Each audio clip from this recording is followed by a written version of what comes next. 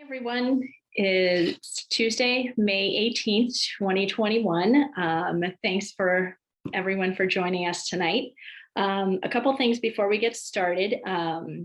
We have closed captioning. All town meetings have the ability to do closed captioning now. So it captures all background noise. So if you're not speaking, if you can make sure that you are muted. And then we'll do our best to not talk over each other. If you want to use the raise hand option, you can do that. But in order for it to capture everyone's words, if we could just do our best to not talk over each other so that it can capture all of the dialogue, that would be great. I also want to remind everyone that this meeting is recorded. Yeah, we can get started. I want to welcome 3 new members. Welcome back to reappointed members. Welcome a new school committee liaison. So I would love if we could all introduce, and welcome to Jackie, our member of the public who's here as well. So if we could all introduce ourselves, I would love to be able to do like longer introductions so we could get to know each other a little better. But if people, as I call you, as we're doing our roll call, if you could introduce yourself and let's do, say kind of, let's do favorite vacation destination. So I'll get started. So my name's Maria Muti. I've been on the chair of the Human Rights Commission last time for tonight. And I've been on the commission for, I think, 4 years now. And my favorite vacation destination, I'm going to say Prince Edward Island. So, and Lindsay, you're the first on my screen. I hate going first. I'm Lindsay. I'm brand new. It's my first meeting. So hi, everyone. Welcome. I'm super excited to be here. Favorite destination, anywhere tropical with palm trees, anywhere, literally anywhere. Any island. Great. Thank you. Benny, go ahead. Hello, my name is Benny Wheat. I go by she, her, and hers pronouns. I have been on the commission for 2 years. I think this is the conclusion of my second year, maybe? Can't remember. I think it's 2 years. And my favorite vacation destination, I like to go places that are quiet but also have water. So like by a lake or by an ocean or something in some sort of like small little private area. So that's not a specific destination, but that's a category. Do I call on someone or are you calling someone? I can just okay. For ease, I'll call people. Eileen, go ahead. Hi, everybody. I am Eileen. This is my first meeting. My favorite vacation destination, I'm a local girl, so probably the White Mountains. We go every year with family, and it's awesome. And Diana's Baths and Echo Lake, and you know, the yucky, dirty places. It's lots of fun. Sounds fantastic. Yana, go ahead. Hi, I'm Yana. I am the Youth Council Liaison to the Human Rights Commission, and my favorite vacation is probably Disney. Thanks, Yana. Stephen is our new school committee liaison. Go ahead, Stephen. I'm Stephen Ingalls. New school committee liaison to the HRC. Favorite vacation destination is essentially any national park. And just, yeah, I could talk about that for hours, so I'll just leave that there. Anywhere that's a national park is my favorite. Sounds good. Thanks, Stephen. Jeremy. Yeah, my name is Jeremy Little. This is my second appointment to the HRC, although technically I've only been on since October because I was one of the appointments to replace the vacancies that were put on. So this is really still in my first full year on the HRC. And I would say my favorite vacation destination so far, with a big quote so far, is St. Martin. But I'm going to Aruba for the first time at the end of August. So I think it might rival it, but we'll see. So. I'm jealous. That sounds amazing. Elizabeth. Hi, everyone. I'm Elizabeth Asenza. I use she, her pronouns. I am the clergy rep. So I am here as part of the Interfaith Clergy Organization in Wakefield. My favorite vacation destination is absolutely like a small cabin on a lake in the middle of the woods. It's my favorite way to spend time. Thank you. Daniela.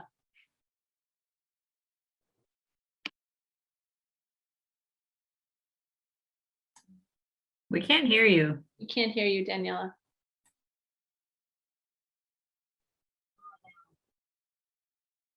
No, you're unmuted, but I think your microphone.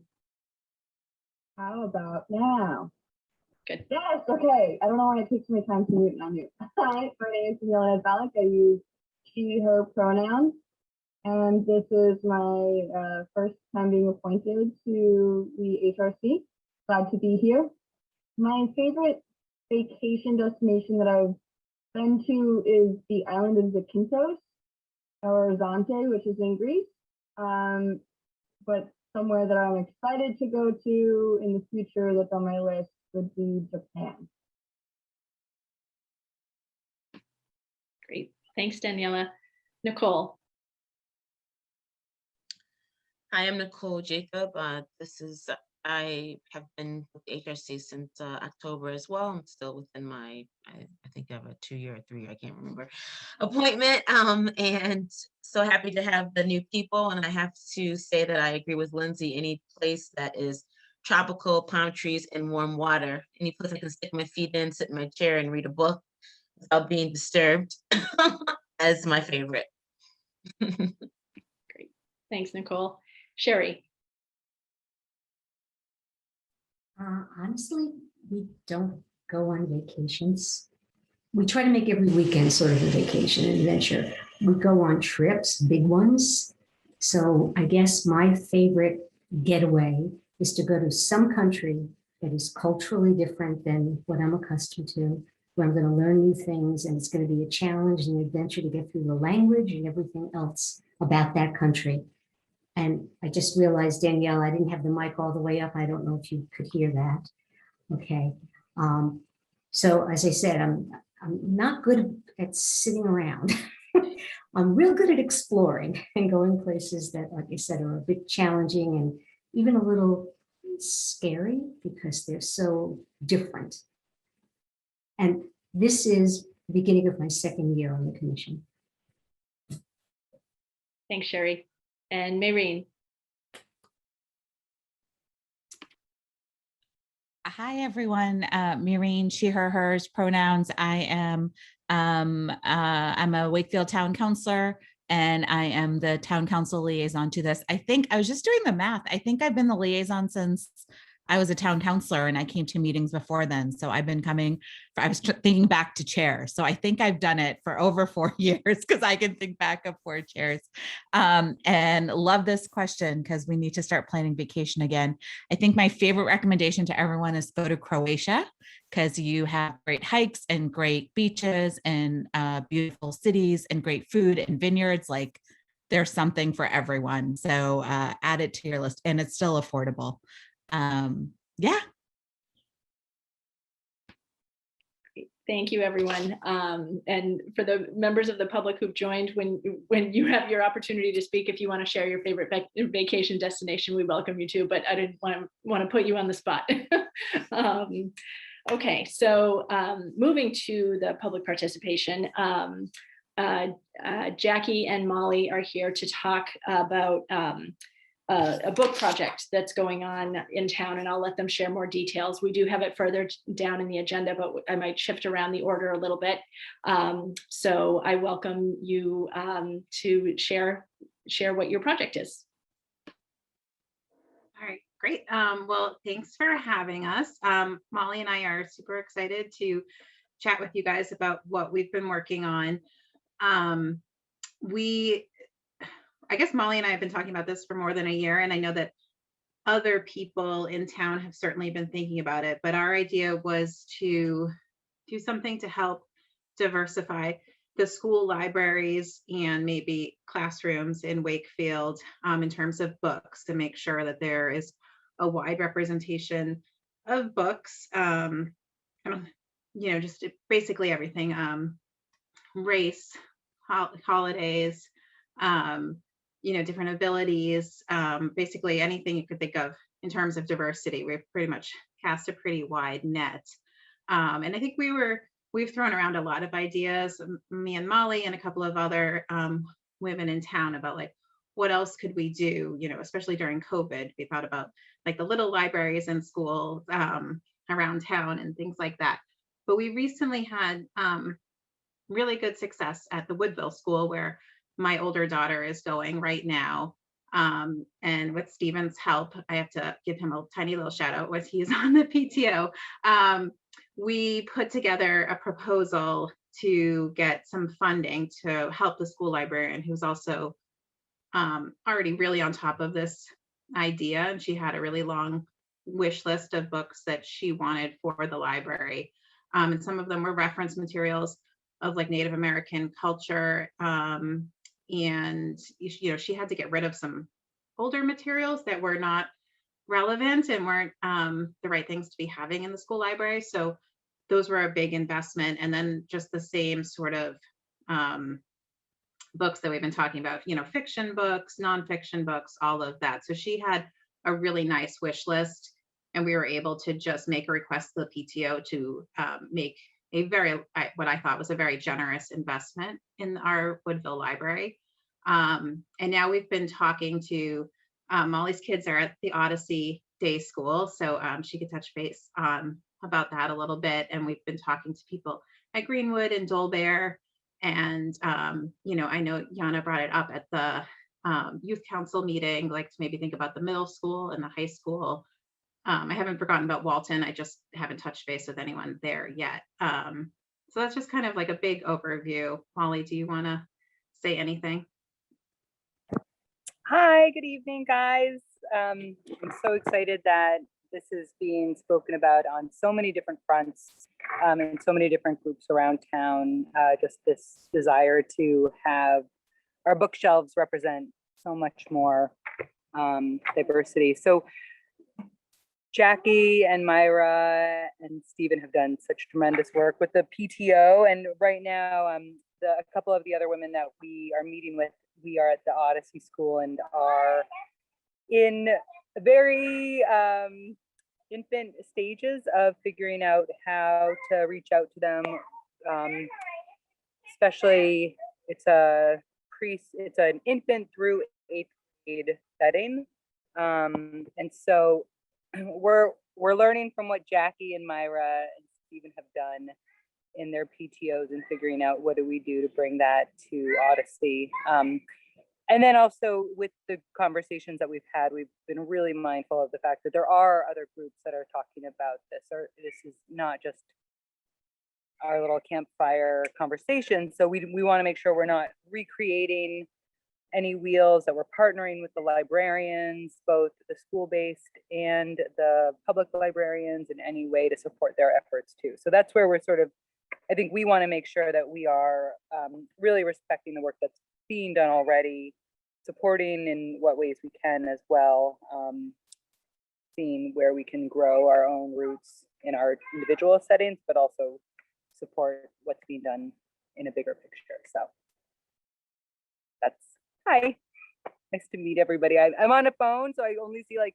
3 heads at a time, and then I've got screaming kids in the background. So it's, for the faces I see when I scroll, nice to see everyone. Thank you. Great, thank you both. So one quick question that I wanted to ask is, if books have already been purchased, and if they have, was it through PTO funds, or what? Did you have an idea of where the funding for the book purchases would come from? Yeah, my original idea, and I know a lot of, I don't want to take credit for everything because I know a lot of people have these ideas, was to have parents buy the books, to put together a wish list and send it out to parents. And I took a step back from that last summer because I just felt like there was too much going on with COVID to ask parents to do more. So when the books that have been bought at Woodville, actually 2 years ago, they did do another book drive, and it wasn't marketed at all as like a diversity book drive, but there certainly were diverse books on that list because it's something that is really important to the Woodville librarian. But when we knew there was an opportunity to ask the PTO for money this spring, we just went ahead and asked the PTO for money and kind of figured out how much the librarian needed. And I believe that is in process right now. It's kind of a more complicated process than I would have imagined because the school has to accept the donation, the PTO has to make the donation, the school has to accept the donation, and then Miss S can go and buy her books. So that's all being worked out, and I'm not part of that discussion anymore, thank goodness. I know that at Greenwood School, they're working on a request to the PTO, and they were actually doing a survey to all the parents in the community at Greenwood to find out what kind of books they wanted to see represented. Yeah, and so that's kind of where we are. But I had always envisioned it as something that like a lot of parents in the community would get behind. But I'm also a fundraiser by nature, so that's my job. So I definitely think there's an opportunity to get businesses and other organizations to fund this as well, which might, at least in this experience we just had with Woodville, might be a lot faster than getting individual books bought. All right, great. I don't know if go ahead, Mary. I just want to, Jackie and Molly, thank you for all your work on that and everyone else who worked on it. I just have a little ask coming. I'm wearing my town councilor hat right now, but also as somebody who wants to see more books that look like me and look like, young kids, it's really important to get those families involved from the get-go.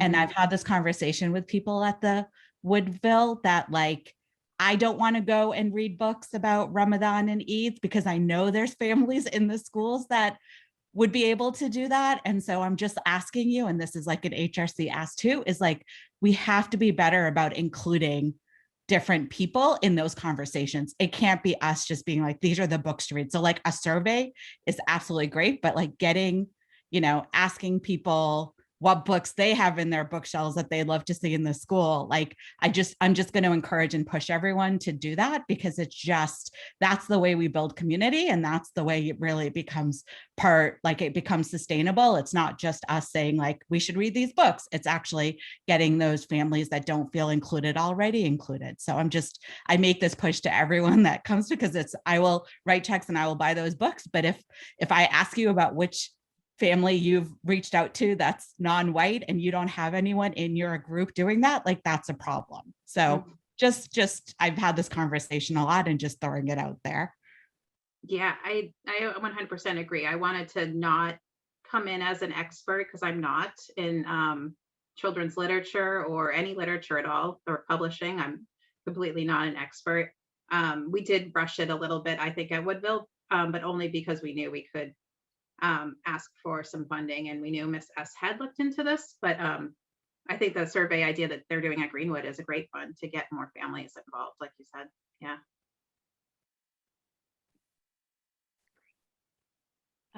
Does anybody else have any other questions? I need to go and do bedtime in a moment, but Maureen, absolutely. I think that's one of the things that in conversations that we've had, we are so aware of that we're all white women having this conversation and like how to reach out to the different families in our communities, because we can have our little lists or Instagram things that we're following, and at the same time, if we're not including a multitude of voices in our community, then what are we doing? It's going to be a flash in the pan, and that's not what we want. Like, the idea is like, let's really have this become a fiber of the community and help. I think we've seen over the past year, there was, especially in the Wakefield Moms group on Facebook, if any of you are on there, like a lot of people saying we want to do something and we don't know quite what. So how do we connect with that energy to build confidence. And Maria, I know you and I had Facebook messaged last year, and I totally dropped the ball on that, but helping white parents also feel like more comfortable having some conversations about race that they might not have learned how to done in the past. And by not having those, then nothing's going to really change. So I appreciate you bringing that up. So, all right, on that note, I'm so sorry I have to put the little ones to bed. Okay, Bye, Molly. totally understand. Yeah, that's okay. Thanks. Bye. Bye. All right. So in terms of next steps, I know that you said. Maria, Oh, I'm Lindsay has sorry. her hand up. Oh, sorry about that. Go ahead. Me? Sorry, I don't know how to use the hand raise thing yet. So to speak to what Maureen had said, I wonder what it would look like, especially for the older kids. Maybe we could go into the school and talk to some of the teenagers and have them form a little group and maybe see what they would be looking for or what they would be interested in reading themselves, not just working with the parents, but also working with the kids who would be reading the books who feel like something might be missing there. I think maybe that would be a good opportunity for more community involvement as well with younger kids and not just the parents. Yeah, that's a great idea, Lindsay. So I know, Jackie, that you said that you've worked with the Youth Council has brought this up and a couple other groups. So I'm wondering for next steps, I mean, and if you already have next steps planned, absolutely let us know. But I'm wondering if a meeting bringing together representatives from all those different groups makes sense, or if you had thoughts in terms of next steps. Yeah, I think that's what we've been thinking about and planning on is bringing together just the various people that we have been connected with soon and talk more about it and try to figure out what our next steps are. Because I think, you know, there's more to do at all of the schools and more to do as a community. So that's part of why I guess we're here tonight, is just to like ask your advice too. Yeah, what should we do next? Who else would you recommend we talk to? Because I'm, you know, again, I'm not an expert. I'm just trying to like do something to move something forward. Right. And that, yeah. Nicole and then Sherry. Have you accessed that website? It's called Books for Diverse Readers. It's relatively new, I guess, a little bit, and they have a whole bunch of books for different age groups and on up. Have you been able to? I think that's the website. I don't know, but I can send it to you. But yeah, I signed up for one. I think it's diversebooks.org, and then there's We Need Diverse Books. There's a few. So when I had started like compiling all of those websites and resources, and then when I talked to, well, actually when Myra talked to the Woodville librarian, she just seemed like she was already really on top of it and had done her research. So then I didn't want to step on her toes and be like, well, here's my list, you know, here's what I found on the internet. But then I have other parents that we talked to at Woodville have been sending me ideas as well. So yeah, I'm happy for everybody. Just keep sending me those websites and resources and ideas, and I can keep compiling them for future discussions. Sherry, did you want to say something? Never mind. Let's continue with the regular meeting. Okay. Okay, so is there Maria, can you see the hand raised, the people who have their hands raised? No, sorry about that. Oh, Daniela, go ahead. Daniela and then Jeremy also. Yep, sorry, it faded in with the background. That's why I didn't see it. No worries. So I just had a question. You know, I wasn't sure if this is more of an open discussion of ideas that things could potentially happen, but you know, something that could help with the heavy lifting is getting some of these books built within the curriculum. I'm not sure if that's even a conversation that's happening, or if it's already happened and that's where you're thinking you don't want to reinvent the wheel and you're focusing on just making sure that the funding is there and that the books can actually be there to be checked out of the libraries. But you know, there are several books, and I could even give you a list that my hometown put together to sort of intertwine within the existing curriculum to sort of enable students to get involved.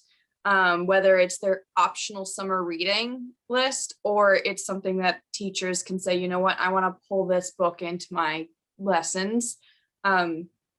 Is that something that you've crossed paths with already, Jackie?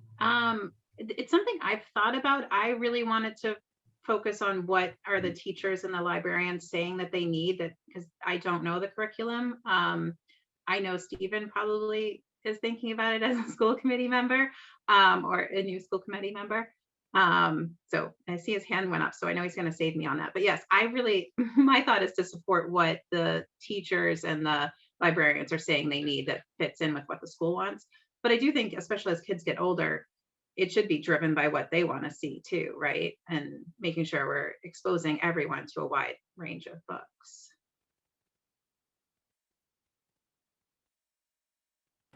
Great, thank you. Jeremy and then Stephen. Yeah, so I was just gonna go back to Maureen's point about, it keeps coming up with us as well that we're not experts. We're the Human Rights Commission, but we're not experts when it comes to putting ourselves in the shoes of those that we're not like, and things like that. So, but what we have started since I've been on the HRC is getting involvement of people within the schools to do our months, like right now, or when we've had the Asian things, we reached out to the people in the school to contribute.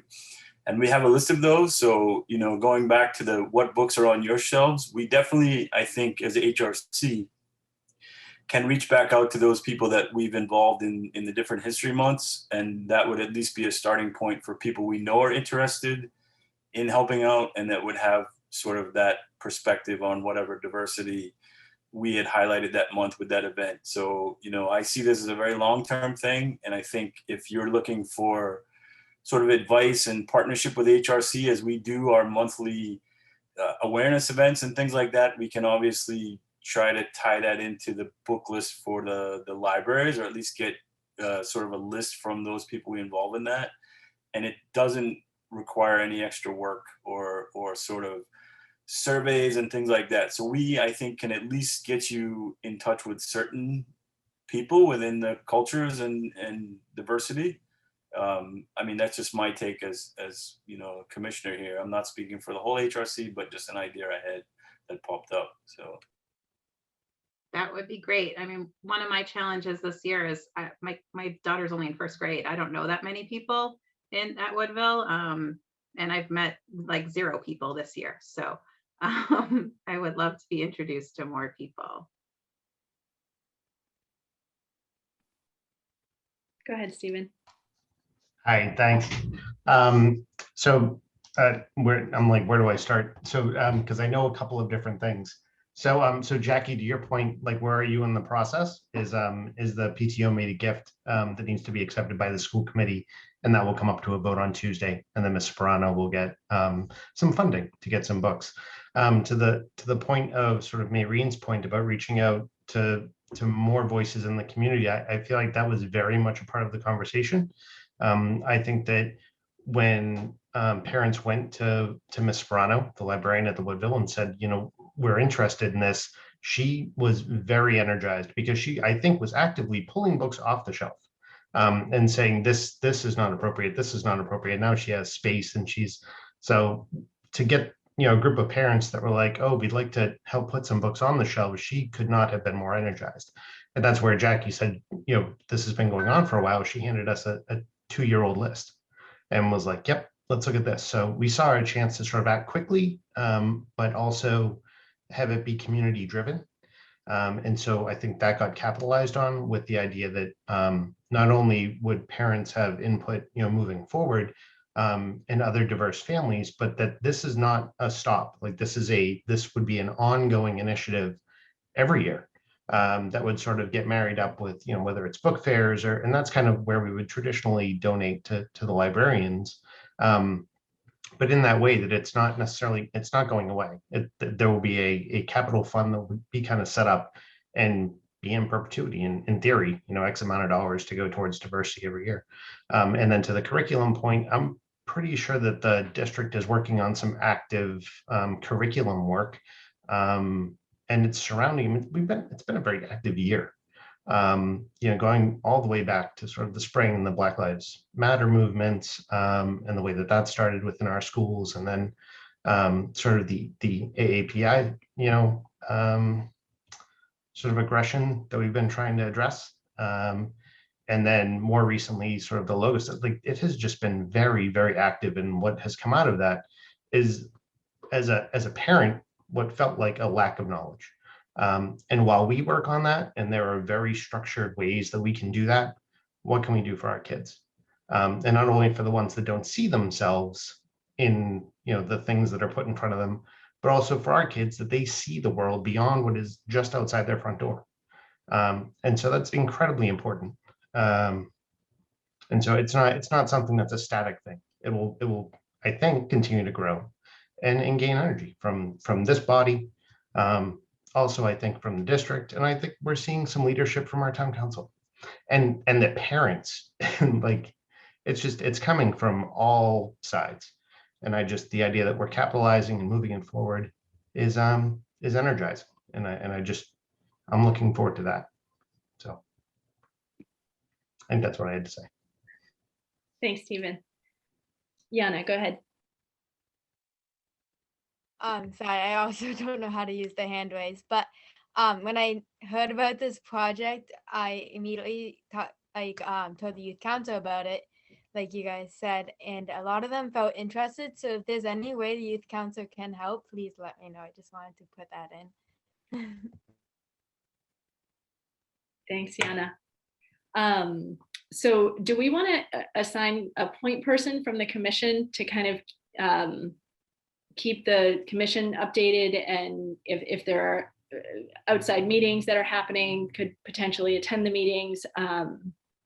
Would that, is there anyone on the commission that would be interested in being the point person for that? Eileen? Great. All right. So yeah, if you want to just kind of keep us updated, Jackie, you and Eileen can connect and keep each other in the loop. I also, we're a Walton family, so I'm happy to connect with you and get you connected with the Walton PTO if I can help with that. So just wanted to put that out there too. That would be great. Thank you. Yeah, and I really appreciate everyone's suggestions and helpful comments tonight. It's really helpful. Great. Thank you so much, Jackie. And you're welcome to stay for any or all of the meeting, or if you need to hop off, that's okay too. But thanks for joining us. Thank you. Yeah, I have bedtime coming up as well. So thank you. Thank you. Bye-bye. Okay, going to the minutes from the April 20th general meeting. I just had one edit. I know that Faith was not, she was absent from last month's meeting. So I'm sorry, I didn't send that to you ahead of time, Benny. And I'm bummed that she wasn't here tonight so that we could wish her well, because she's graduating next month. But that was the only edit that I had. Does anyone else have any other edits? Okay, do I have a motion to approve? Oh, sorry, Sherry. I sent one to Benny. Yeah, I got your edits, Sherry. Thank you for those. All right, do I have a motion to approve the minutes? Motion to approve the minutes. Okay, and do I have a second? Second. Thank you. All right, I'm just going to go. Is there anyone that has not signed in yet that is not able to vote? Okay, all right. So for myself, I vote yes. Jeremy? Yes. Daniela? Or Yes. I guess you actually, sorry, you weren't at last month's meeting, so I'm going to just call on the commissioners that were at last month's meeting. I apologize. Okay. Sorry about that. Benny? Yes. Elizabeth? Yes. Nicole? Yes. Sherry? Yes. And Teresa? Yes. Okay, thank you. Okay, for subcommittee updates, Sherry, since you are the lone remaining subcommittee member of the communication subcommittee, do you want to give us an update if you have any?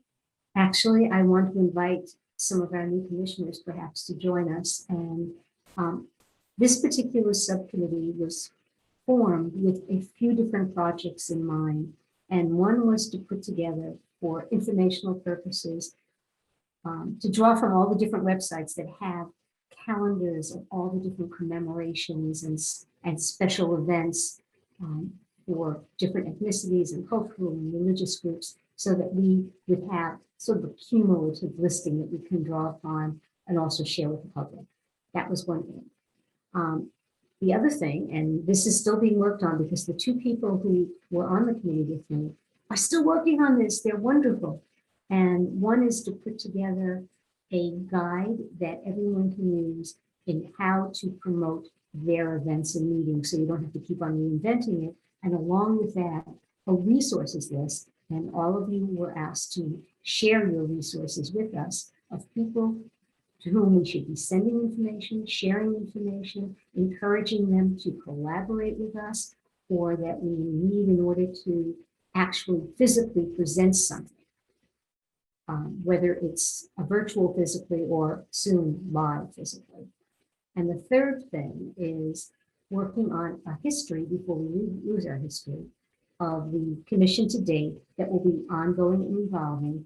And ultimately, what we'd like to do with this, and we're going to try to get some of the students involved with this, is develop a visual timeline rather than just the written word history, something that's a little bit more engaging and easy for people to reference, so that we know where we've been, the voyage we've taken, and continue to record where we're going.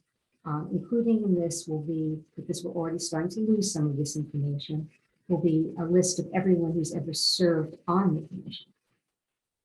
Generally, though, this committee's role is to serve in an advisory role. If you are running a particular monthly event or commemoration and need some advice, we're there to help you.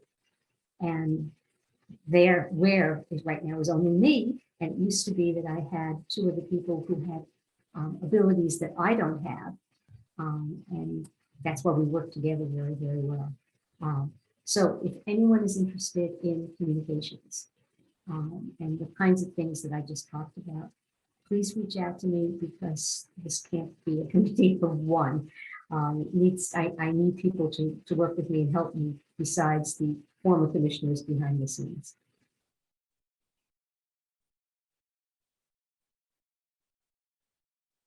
So Sherry, with respect to the history side of it, I'm happy to sign up to be a member of the subcommittee.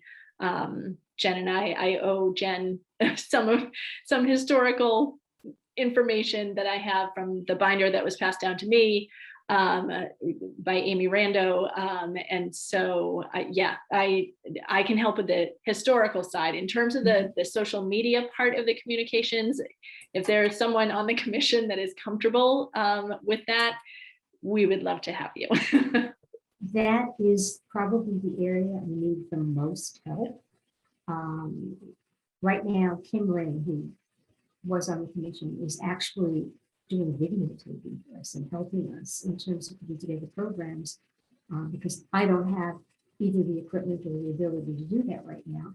But if there's anyone out there who's very interested in that kind of thing and also very knowledgeable about how to post, please step forward, because I really would like some assistance. I'm more of a writer and an organizer than I am a social media person. And when we say social media, it's really Facebook. We don't have Instagram, we don't have Twitter, we just have Facebook. So, but in the future, we might put together a proposal that is accepted and be able to expand if we have people on the commission who are able to help with this. Thing is, we're a limited body, and personnel does change. So whatever we do set up has to be something we can sustain. So that's the projects we've been doing this year were things we felt we could sustain. So I have experience with Facebook, but then like the writing skills is where I could improve. So Sherry, if we could sort of tag team in that, I'd love to help you there. I'm also wondering on what level the social media, Facebook it goes to. So we have our own page, but then is there anything to be said to joining any of the community groups that the town has. And I know there's a bunch of them, and I know some crazy things happen in there. So it's like, is it simply our page and then interacting with that page, people who messages, or is it like, you know, trying to promote our events in the community pages? Using that sort of. Oh, I'm sorry, you didn't finish. no. I saw that you went on mute and you were talking, so you can go ahead. I was just going to say that I think that Maria or Benny could speak to that better than I can, because I have not been doing the Facebook postings. What I've been doing is supplying material for the Facebook postings, but not doing the postings themselves. Yeah, and without going into a ton of detail, because I don't want to take up a huge amount of time, but it is, we do post our events and on some of the community pages. We do respond to messages that come in over Facebook Messenger. And then on our own page, yes, we definitely post, we post some of our events, we post recognition of different holidays, but we could definitely have a lot of guidance for you. You wouldn't just be like, go be the social media manager, good luck. So yeah, you would definitely have a lot of guidance in terms of what to do and how to respond to things. So yeah. And, you know, and as I said, I provide material that you can post. And Benny likes to write, so she's expanded upon it.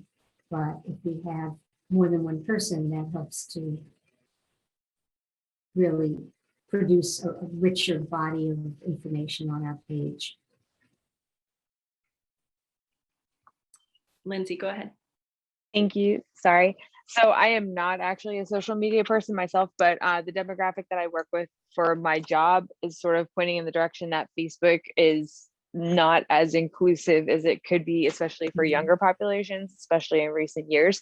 So while I'm definitely not the person to do it, because like I said, I've never been a social media wizard or even a tech one or any kind of wizard at all.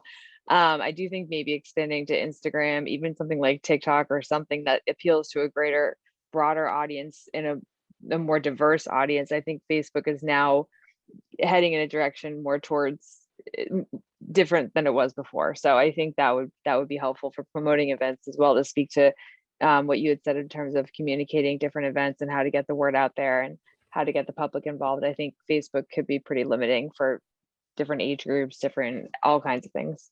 So I just wanted to speak to that. We recognize that, but I think we might have some limitations on what kinds of media we can use. Is that correct, Maria?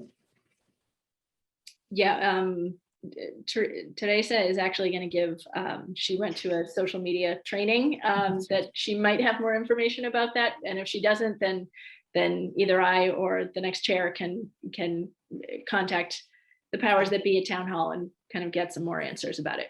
Yeah, no, we can definitely, I mean, I can definitely talk more about that, but in regards to other social media, they didn't really focus so much on that, but they do, I think, want us to be active. If we are going to have a Facebook page, they want you to be active if at least 2 to 5 times a week. And I know we definitely are there. So we don't have to worry about that. But yeah, there's definitely things that because it is kind of a town. I mean, we are part of the town, so there's some rules that we kind of have to follow, and we'll talk more about that a little later.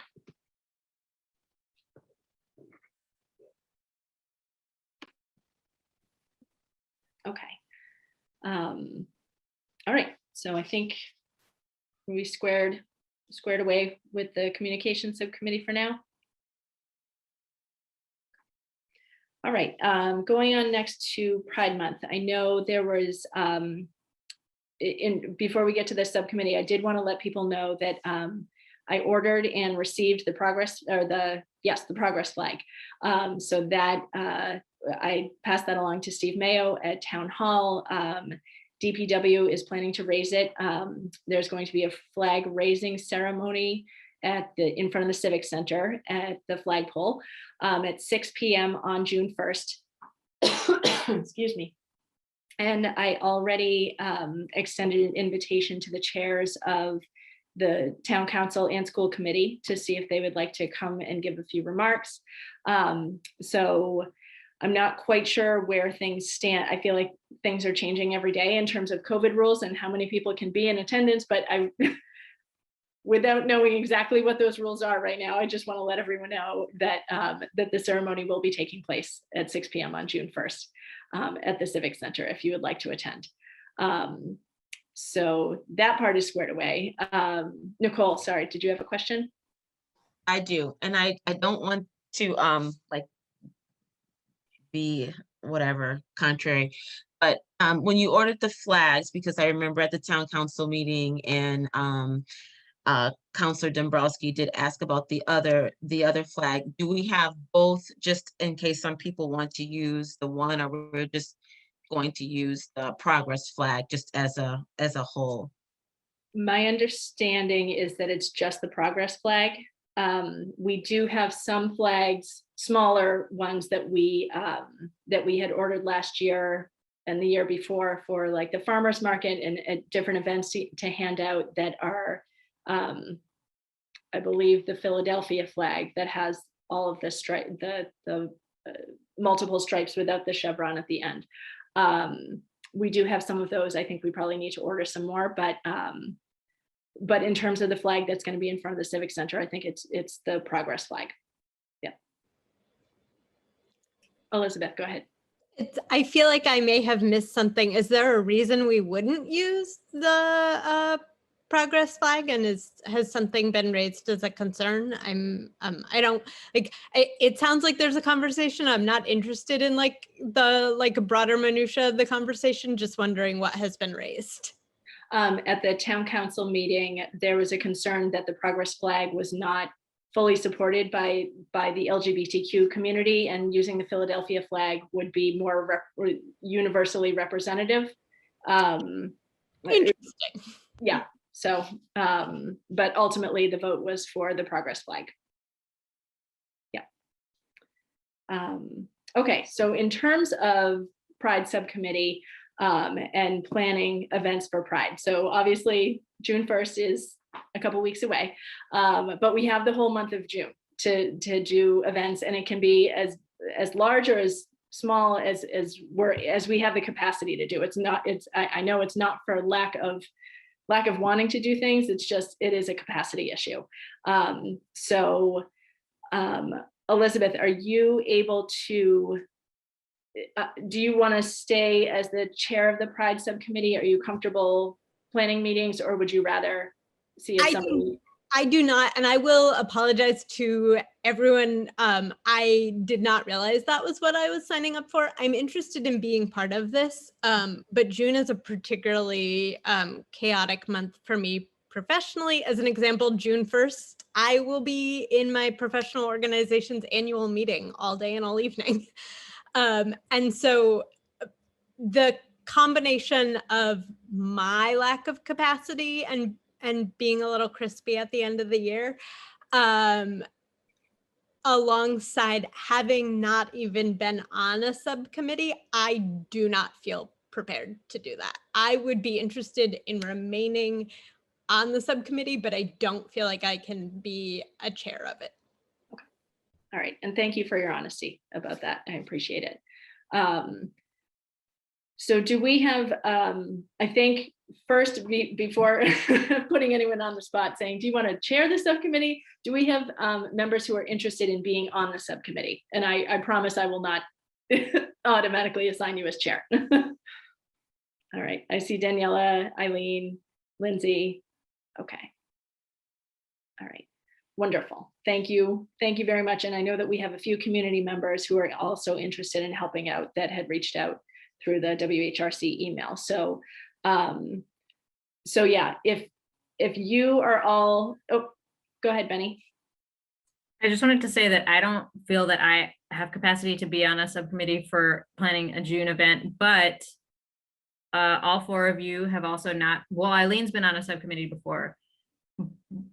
So all I was going to say is, if you desire any kind of like guidance, feedback, who do I call, how do I post a meeting, any of that stuff, like I am happy to like call me anytime. I'll give you advice or pointers. And we also have the document that the communications subcommittee is working on, which has some of the sort of step-by-step, a little bit of how you do these things. But I can't be on the subcommittee, but I'm happy to help you learn the ropes. So call me anytime. Sherry, go ahead. Yeah, and once you put together a distribution schedule for handing out flags to the public, I'll be happy to sign up and sit and give people flags, pins, whether it's at the farmer's market or the library steps or wherever it is. Okay. Thanks. Oh, Eileen, go ahead. I'm happy to volunteer for whatever you think is the right thing. It would be really helpful if anyone was involved in Pride Month last year, maybe to sort of guide us a little bit about what's been done in the past. And then we can do that or not when we're sort of planning. I'm happy to volunteer as chair only because I've been on a couple of Lindsay's saying yes, but a couple of subcommittees. But Benny, you will be the very first person I call, so you can tell me what to do and not to. But yeah, I'm happy to volunteer. I think my family would be a little disappointed in me if I didn't. So yeah, happy to do that. Yeah, I don't want you to feel pressured to do it, but if you are comfortable doing that, then absolutely. And you can call on Benny, you can call on me, you can, yeah, anyone. We're all here to help you. And to answer your question, unfortunately, the Pride subcommittee were the 4 resignations that happened last year. So yeah, unfortunately, they're not currently on the commission, but the rest of us who have we've been involved in Pride 2 years ago, and yeah, we can absolutely help you. And it can be, like I said, please do not feel like it needs to be like this huge extravaganza if you don't have the capacity to plan a huge extravaganza, like it, you know. So yeah, whatever you have the capacity to do is very much you and the other subcommittee members very much appreciated. And please ask for whatever help you need. All right. Thank you. All right. All right. Benny and Sherry, do you want to give us an update on Asian American Pacific Islander Heritage Month? The map finally arrived. Yeah. I ordered it, some of you heard this, on April 22nd. It was taken to a post office in St. Charles, Illinois on April 23rd. It was supposed to arrive April 30th. On May 8th, it was sent to Chicago. And then finally, Saturday afternoon, I got it. But the person who is doing some of the work on enlarging and mounting it for me wasn't working over the weekend. So I will be able to put up the map display tomorrow, finally.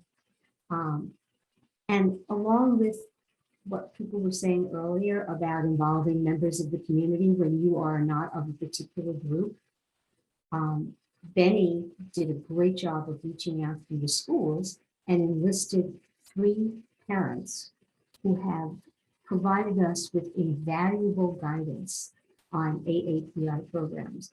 And I think you can see by the variety of what we're offering every week that we didn't do this alone.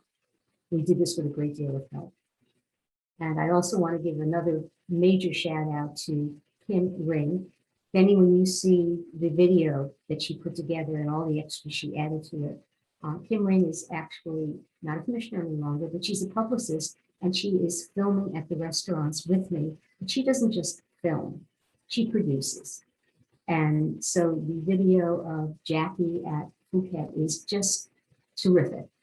It's only about 5 minutes long, but it includes, I interviewed him and she cut and pasted and put in graphic features, and it's really nice. And we're going to do the same for Sephora on Thursday. So we'll have, what we try to do is have as many different cultures represented as we could of people who actually are in our community. So whether they're businesses or residents in the community. And we've touched on a lot of different countries. And then as a former teacher myself, my big thing was educate people. And so we're putting up these big maps in town hall, and we invite everybody to go to town hall. And there's 2 different kinds of pins. If you are from a particular country or your family came from a particular country, you should insert the special pearlized pin in that country. Honor your heritage. If you're a traveler and you visited countries, we have other pins and you can put pins. And I know a lot of people are going to probably stick pins in Hawaii for the Pacific Island. Not myself, but a lot of other people. But if you have visited, please go to town hall. See, this was a real education. There are 48 countries in Asia, and they extend from the Middle East, which is West Asia, all the way to the Pacific. So it is really quite an amazing array of diversity. It's just incredible. And then I also learned a great deal about the well, not millions, but thousands of islands in the Pacific and how they're grouped and categorized. And I tried to do this with a visual display because I thought it was important as commissioners to provide that kind of information and education for people to see the richness and diversity of these cultures and to grow to appreciate them, because we're talking about ancient cultures here. So it's been very gratifying, and I'm so happy the map's going up. Benny, please add to this. Yeah, just the overview is that we, so with the help of our 3 volunteers who were like phenomenal, not only in like brainstorming, coming up with the ideas and the structure of the whole series of events, but also reaching out to their networks, connecting with, anyway, so we've planned this like bunch of events. We're posting every like couple of days on Facebook. So we've got dance performances, musical performances, the restaurant videos that Sherry was describing. There was a book reading. You guys, excuse me? Said book and movie recommendations every single week. Yeah, if you want more, you can read the book and movie recommendations. There was an amazing book reading. One of our volunteers and her daughter read a book that's both in English and Korean. It was so good. You should check it out. It's like amazing, the job that they did. So there's just this variety of events that we're posting, and they're from either local residents, local businesses, or like fairly close by groups and organizations. So there's like a dance video from the Academy of Creative Arts, which is in Burlington. There's a musical performance from the Korean School of New England. There's a Chinese yo-yo performance from this guy who's like a local Chinese yo-yo performer and has like a Chinese yo-yo like class or school or something. It's highly adorable. There's like 15 kids all doing the Chinese yo-yo. It's great. Anyway, so it's been a really cool process of both getting the ideas and also reaching out to people's networks. And so it's nice that they're all these like pretty local, it's like a fairly hyper local series of videos that people have shared, which is one of the things that I really enjoy about it. So check it out. They're all on our Facebook page and will continue to be posted this week and next week. Right. And we've been also sending press releases out. So we've advertised, the item publishes us each week, the article that we send telling them what this week's events are. Also the Observer, the Patch calendar, the community calendar. These are the different, and this is the first time we've done AAPI Heritage Month. So it was a learning experience, but I think, I don't know where we're going to store all the, like the maps and things, but they need to go into storage because I think we can use them again. We got permission to display them in the vestibule of the town hall. Steve Mayer was very excited about this. He thought it was a great idea. And it's going to be, like, you can walk into town hall. You don't have to go inside. It's right there in the vestibule on the brick walls on the left-hand side. And by noon tomorrow, it should all be up on the wall finally. Yeah, I've loved watching all of the things that have gone up, and I'm excited about the map. And yeah, the book reading, that was captivating. Like there is no other word for it. I started listening and I was like, I'll listen to the first little bit and then I'll go back to it later. And I couldn't I couldn't shut it off. It was beautiful and captivating. I loved it. So yeah, thank you both for all of the work that you're doing on this, and to those 3 volunteers. They're amazing. And yeah, thank you so much. All right. Any other questions about AAPI month? Okay. Moving on. Unfortunately, Faith is not here. So, oh, go ahead, Nicole. I just my daughter is the new VP, but she can give an update if you wanted. Oh, great. If you want one. From the Black Student Union? Yes. Wonderful. Yeah, if she wants to do that. 1 second. Okay.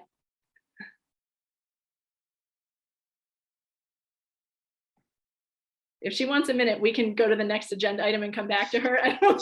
She's right here. Okay, great. Yeah, introduce yourself. Hi, my name is Anya Jacob. I'm the newly elected vice president of the Black Student Union at the Wakefield Memorial High School, and my term will start in about August, September. This week, we are going to be giving back to the community tomorrow, May 19th. First, we will be gardening at JJ Round Community Park. We have found a small plot and we're going to be putting a few plants there just to beautify the community. And then after that, we will be shopping for the Wakefield Interfaith Food Pantry so we can donate some things, just an extra way to give back to our community. Thank you. Thank you so much and congratulations. Thank you. Thanks, Nicole. All right. Yana, do you have any updates from the Youth Council? We just have a few. The Safe Routes to School people came. Judy Clark, I think. She came last meeting.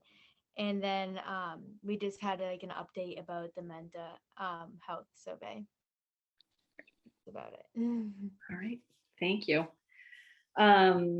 For Juneteenth, so I know that a representative from the Juneteenth Association, the North Shore Juneteenth Association, came to last month's meeting and talked about the ceremony, the flag raising ceremony. What I didn't realize and what I should have asked about is the funding for it. And so I didn't find it until after the meeting, so we do have to vote on that. So in order for the ceremony to take place, it's $250. We do have the money for this in our revolving account. So, and just to remind people for the new members, this the ceremony is tentatively, once we approve the funds, no longer tentatively, but right now tentatively scheduled for June 14th. The flag will fly for a full week until the 21st, so it will be up on June 19th. And there will be a representative from the North Shore Juneteenth Association, who I believe will be Nicole. Is that right? Okay. And I also had also mentioned it to the chairs of town council and school committee. I will extend the invitation to all of the town council and school committees, as well as I can let Jason Lewis know, and Kate Lipper Garabedian, and other representatives. And then we are also hoping to have a member of the community, still to be determined, to speak at the ceremony.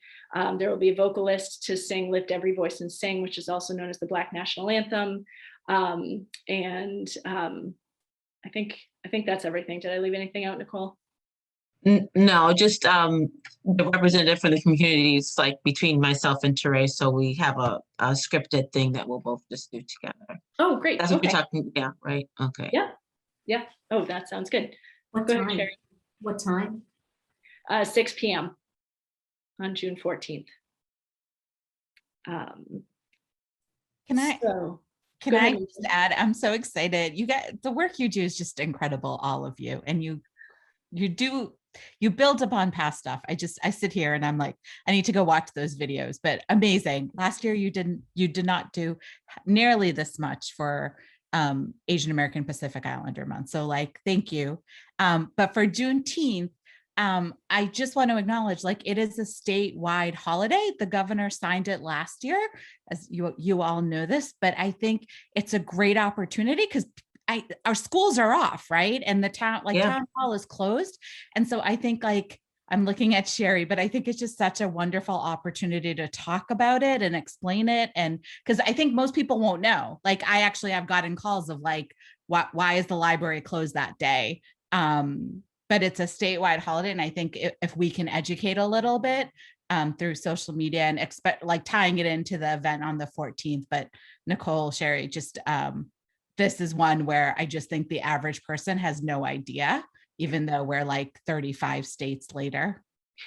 So I'm being volunteered to write, which is exactly what I do. I'm very, very happy to cover this, but someone will need to also fully educate me. I can do research, but Nicole?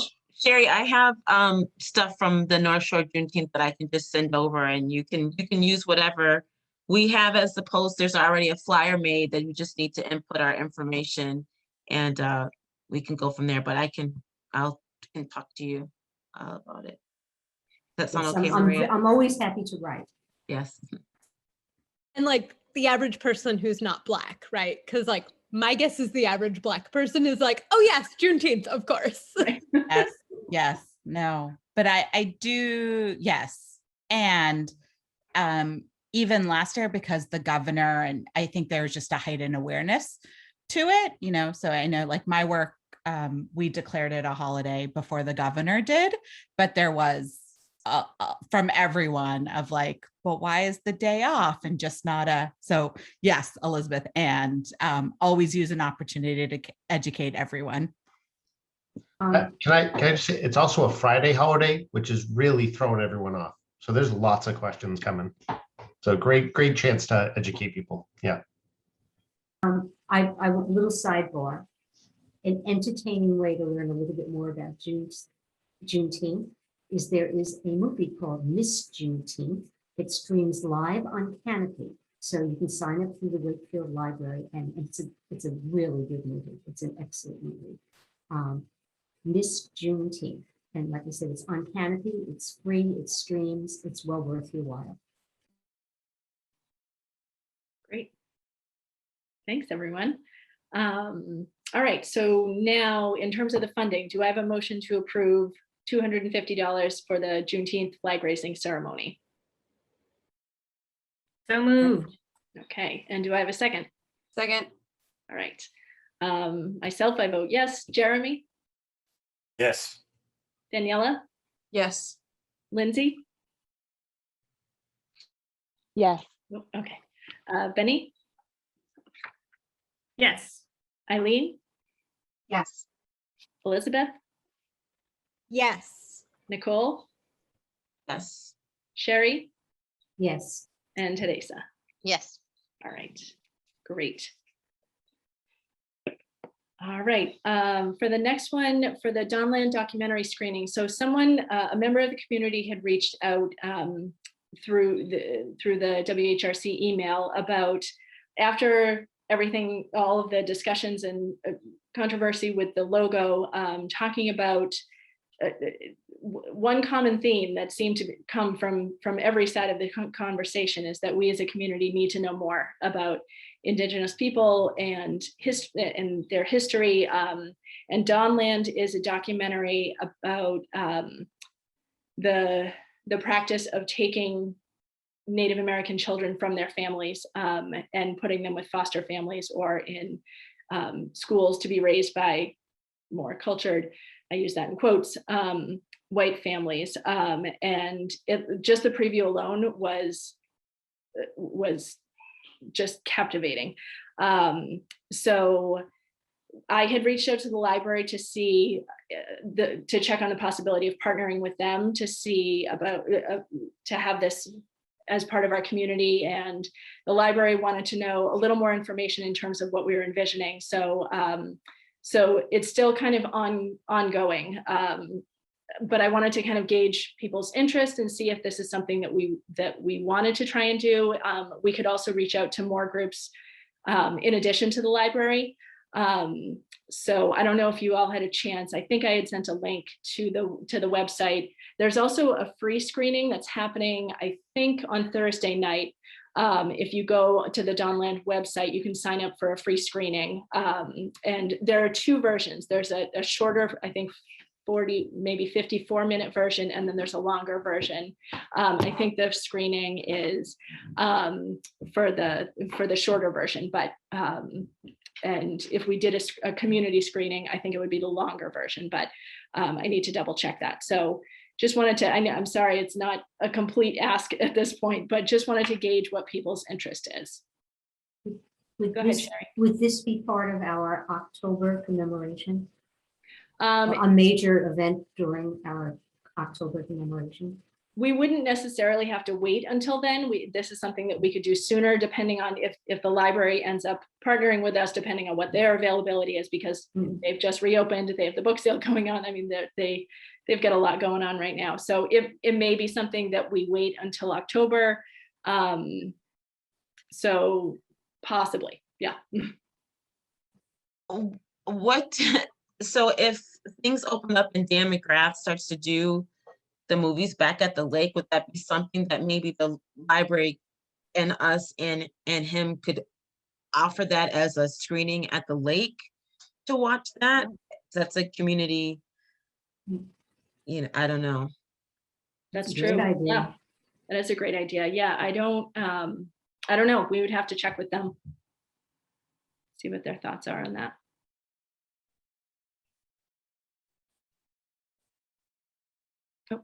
I'm sorry, and then okay, so that aside, how would we would just offer the link for people to watch at their leisure on their computers, or like what's I think for the screening, what they are doing, at least right now, because everything is still virtual, is they have people watch the movie and then they bring them together for, I think, over like a Zoom for a conversation. And the producer of the movie, and I believe one of the people who is in the movie can help lead the conversation and share more about their experience.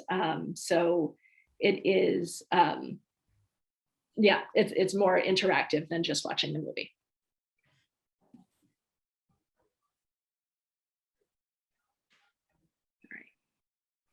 You know, thinking that fall will go well and we will be able to start meeting live. This just sounds like, especially with the discussion we've had, a wonderful community event for October. I just can't help but keep on thinking about it for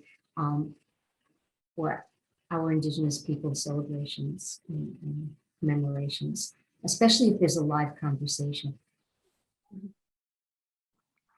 Yeah, I agree. And I don't know if this is another thought in terms of maybe partnering with the UU social justice group in October, maybe doing a conversation around this, building this in.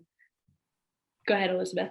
I was actually going to say, if the library feels like they don't have the capacity, I think our social action committee would be really interested in doing that. And I know that our building will be open again in the fall and that we would have the capacity to have space for a screening. All right. We also, Maria, I didn't hear what the cost was, but I heard inviting the director and a producer or something. So if you could write up a proposal and present it to me, then I think the town councilor, Steve, can find money. Because I think this past couple of months, we've all kind of committed to educating our community on this issue. And so I've been thinking about programming we could do. So we'd happy to partner and invest. Okay. Great, thank you. Yeah, and I'm sorry that I came with kind of an incomplete picture. No, I love it, but yeah, if you give me a number, we can work from there. Well, right. I can say I do know to start, because I've already looked at this separately from the HRC. The community, the license for a community stream is $125. Okay. It's $75 for a library, so like it's cheaper for the library than for other community groups. Okay, that sounds very doable. But yeah, I'll be happy to write that up and we can go from there. All right, more on that next month. We already did the book program. So yeah. Oh, sorry, go ahead. Sorry about that. Just back to the other point, if you want help with that, I can help you with some of that legwork if you want to help. on the Dawnland thing. Great. Okay. I will write you down as my volunteer. Thank you. My one only other comment or suggestion is I remember it was in the spring or late summer or maybe early fall that they did in Stoneham the John Lewis movie, and they offered it to the community and outside people, and it was like a drive-in at the Target parking lot. And so, I mean, if we partner with one of the other HRCs that's close by, like Stoneman or whatever, that's also something we can do. I hadn't heard about that. That's fantastic. Okay, thanks. Okay, sorry, I rushed ahead before. Anyone have any other comments about that? Okay, so yeah, we already did the book program part. The active bystander training, I just wanted to update people in case anyone was signed up. We had originally booked them for tomorrow night, Wednesday and Thursday. Wednesday, unfortunately, just got canceled because it was undersubscribed. They only had 4 people sign up for the Wednesday training. I think it's, I mean, I wouldn't be too discouraged. I think it's an incredibly busy time of year. And now that things are starting to open up more, people are able to go more places. So, so the good thing is the Thursday one has at least 10 people signed up. So they are planning to go forward with that. And we can always plan this again, either in the summer or early fall, we can revisit this. So we will split the cost of this one training with Wave. So that's less money from our budget. We'll do 200 each. So, so yeah, I just wanted to let people know. And if you are still interested in signing up and you're available on Thursday, you can go to the link. It's on our website and our Facebook page if you're interested in doing it. I think Thursday night, I believe, is from 6:30 to 9. So, and it's a great training. Oh, Sherry, go ahead. I thought it was so terrific that I have signed up to become a facilitator. Great. So I am actually going to take the training to be able to conduct the trainings because it was so worthwhile. And the 3 hours go by very quickly. It's really worth your while if you haven't done this. All right, thanks. And the hate has no home here signs were delivered to my house today. So we ordered a batch of 100. That was the minimum we could order. So I have them. I don't have the wire brackets yet. They are coming in a separate shipment, but I'm really excited because with the farmers market coming up and with things opening up again, we can start, we can sell them. If you hear of anyone that's interested, we're selling them at cost for $5. At this point, I did check with the town accountant. I have not heard back from him as to whether or not we can link either Venmo or some other sort of electronic payment to our town account. My suspicion is that the answer is no, but again, I'll see if I hear back from him, but for now it's cash only. So yeah, I'm definitely excited that we have them. And if you know of people that want them, I can help distribute them, or we can figure out I see people pointing. Daniela, I see you want one, so we can connect about that. And Lindsay, you had a question. Go ahead. How do people? That was my question. Was how do people get them? Like how can they get them if they want to get one? Yep. So a couple different ways. We are going to be at the farmers market on June 19th. Okay. And we will have a table there. I believe the farmers market hours are still will be 9 to 1. And so people can come to the farmers market and buy one from us there, or they can send either a Facebook message or email whrc@wakefield.ma.us and ask for a sign, and we can arrange a drop off or pick up, whatever. Thank you. For them. Yeah. Thank you. Sherry, go ahead. I've offered before. I told you I will sit on the library's portico with signs if you ever want to sell them there. I'd be happy to spend some time doing that. And yeah, and once you have the brackets and they're really ready to be sold, let me know and I'll make sure something goes in the item. Okay.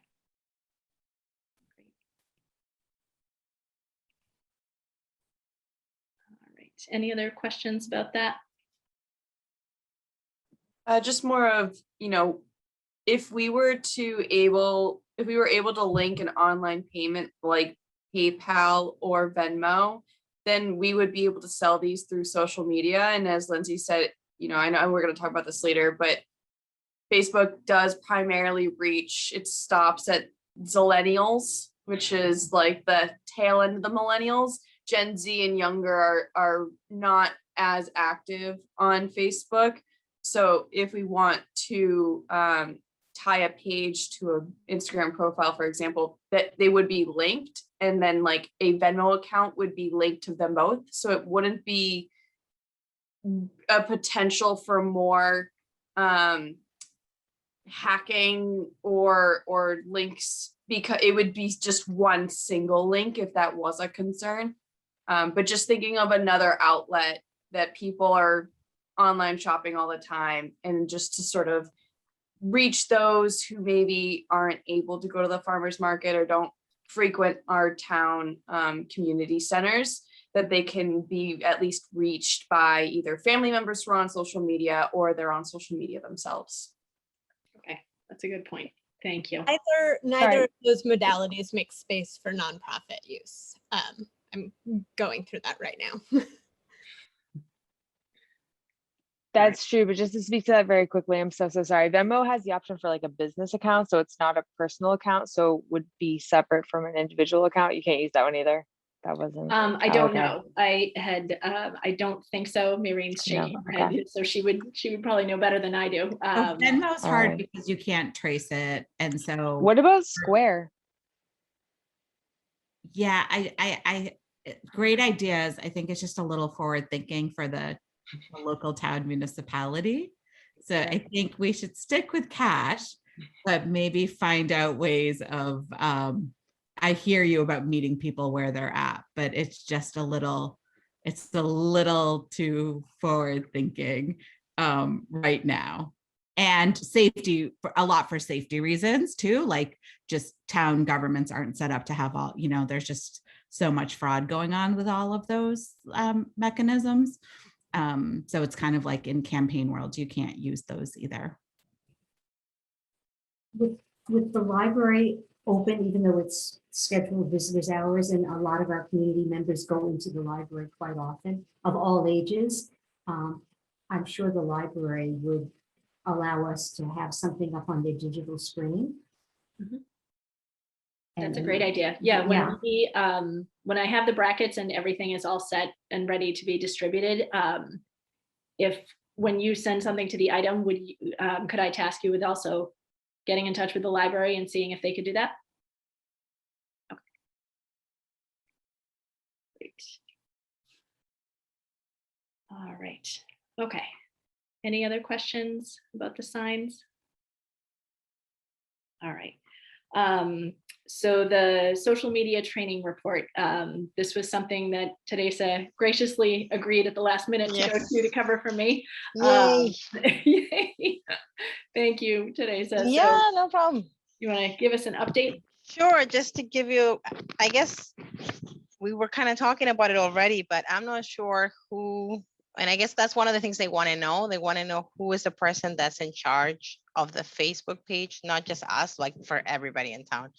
And they also want to make sure that we have Jennifer McDonald as like a backup. Okay. So the idea behind that is that they want to make sure if we are going to have a Facebook page, that in case, like, let's say tomorrow, like everybody who's in charge of that Facebook page decides to leave, the town has also access to it, so they can update or they can announce things. So it doesn't just kind of like die with that person leaving. They want to make sure that it stays kind of going. And also the reason behind that too is that they're going to be archiving a lot of the information. So they want to make sure that everybody's aware of kind of the best practices to use Facebook, which I think we've kind of seen how that works. They want to make sure that, there's no blocking people. Just obviously we're not engaging, if things are not going in a nice way, make sure not to engage. I know that sometimes it's hard, but obviously because we are representing the town, we just have to be very mindful of that. They gave, but it is a public record. That's pretty much what they were saying. That's the message behind it. And that's what they want. They wanted everybody to understand. They want to make sure that we use it. If we have a Facebook page representing us, that we are staying active. They said at least 2 to 5 times a week.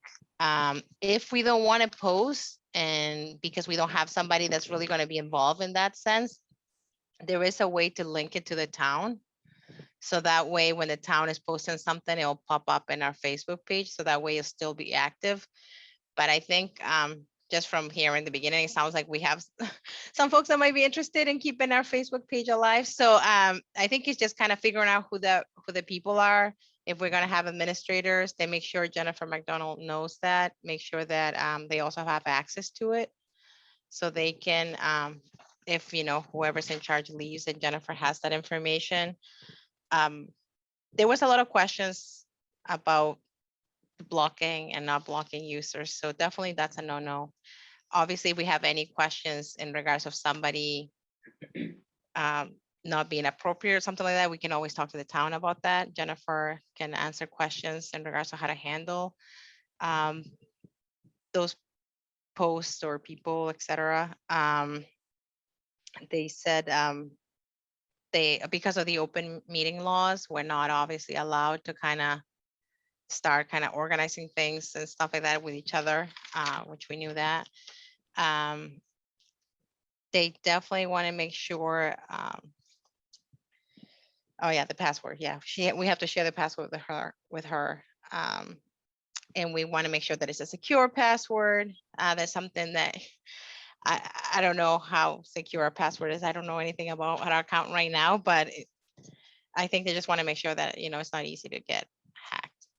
So I think I have like a bunch of notes that I can share whoever the admin is for our Facebook page and share those resources. But I think the message across for all the groups was that they want to make sure that we stay active, that we want to make sure we don't fall prey of people trying to get us to, get into some sort of arguments with people. Obviously, you can always, it's an educational piece. So we want to make sure that we share resources and just kind of educating people.